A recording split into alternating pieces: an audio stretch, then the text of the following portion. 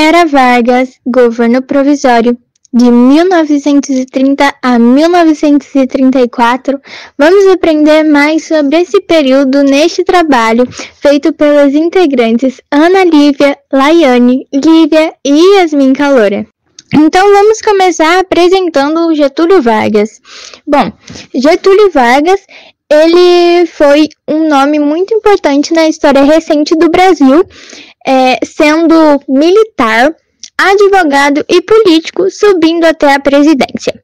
O seu governo começou com o fim da República Velha e com o fim do governo de Washington Luiz.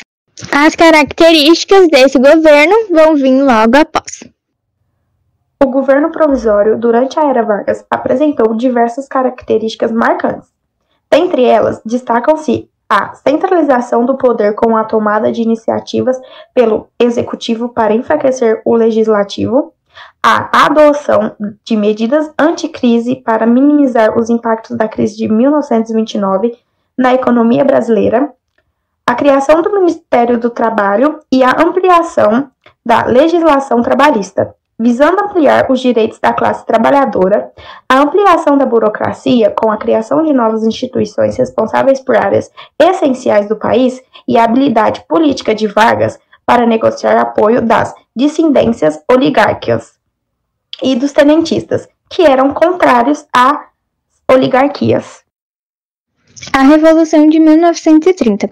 Getúlio Vargas ascendeu ao poder com relação à Revolução de 1930, que foi resultado da disputa entre as oligarquias, Minas e São Paulo, pelo poder, somado à insatisfação de um grupo de acabar com essas oligarquias. A década de 20 foi um momento de crise para as oligarquias, e os tenentistas eram um dos críticos. Em 1930, essa política começou a ruir pela nomeação de candidatos.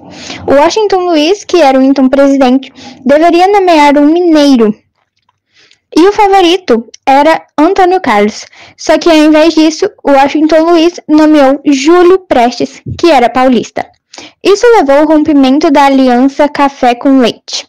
Os mineiros se uniram à oligarquia gaúcha e lançaram com Júlio Prestes o candidato Getúlio Vargas.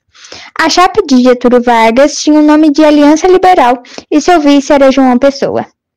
Quem ganhou a eleição foi Júlio Prestes, e muitos conspiraram contra o presidente eleito. O estopim para a conspiração foi o assassinato de João Pessoa por João Dantas, que tinha como motivo uma disputa política local na Paraíba e questões passionais, não tendo relação com a eleição. Então, a partir disso, começou-se o governo provisório. Após o assassinato de João Pessoa, iniciou-se um levante contra o governo de Washington Luiz. A revolta foi iniciada em 3 de outubro e no dia 24 do mesmo mês, Washington Luiz foi retirado do cargo de presidente. Nos dias seguintes, foi formada uma junta militar que governou o Brasil por alguns dias, e depois nomeou Getúlio Vargas como presidente provisório do Brasil, iniciando assim o seu governo provisório. O primeiro momento de Getúlio Vargas no poder tinha como objetivo organizar a nação, formando assim uma nova Constituição, para que a partir daí uma eleição presidencial fosse organizada no país. No entanto, Vargas tinha outros planos para o Brasil, que eram a centralização do poder em sua figura, apoiada pelos tenistas, que defendiam a implementação de um modelo republicano autoritário. A ideia a princípio era reformar todo o modelo político brasileiro, pois Vargas temia que as oligarquias tradicionais retomassem o poder caso fossem convocadas novas eleições de imediato. Sendo assim, uma das marcas do governo de Vargas foram as medidas centralizadoras. Entre elas, destacam-se a dissolução do Congresso Nacional e das Assembleias Legislativas Estaduais e Municipais e a substituição dos governadores de estado por interventores nomeados pelo próprio Vargas. Durante seu governo provisório, Vargas estabeleceu uma série de medidas políticas e econômicas que buscavam modernizar o país e consolidar seu poder. Ele criou o Ministério do Trabalho, Indústria e Comércio e implementou uma série de leis trabalhistas, incluindo o regulamento do trabalho infantil e a criação da carteira de trabalho. As ações de Vargas no sentido de retardar a elaboração de uma nova Constituição e a realização de uma nova eleição presidencial começaram a gerar fortes insatisfações entre a elite política, sobretudo no estado de São Paulo.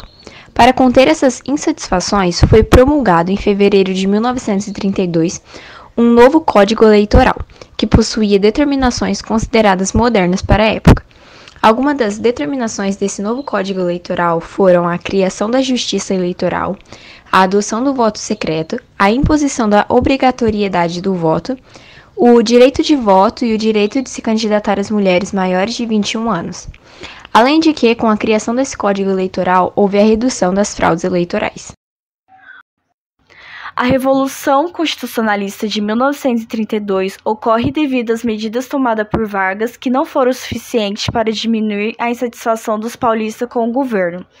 Os paulistas, portanto, encontraram na causa constitucionalista o caminho para contestar Vargas no poder, mas outras razões também foram levantadas.